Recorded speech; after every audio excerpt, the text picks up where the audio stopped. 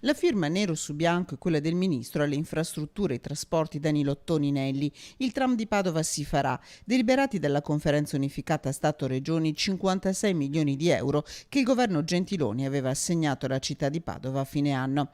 Nessuna marcia indietro come si temeva inizio estate, solo una verifica delle opere avviate dal precedente governo per il ministro targato 5 Stelle che alla fine ha dato il via libera. A mettere il sigillo il riparto dei fondi stabilito dalla conferenza Stato enti locali presieduta proprio dal ministro veneto Erika Stefani.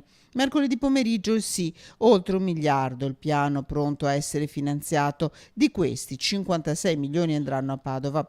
Una settimana densa per la città con il sindaco Sergio Giordani che ancora una volta ha ringraziato il governatore Zaia che con il suo sì in conferenza ha dato il via anche all'iter del tram.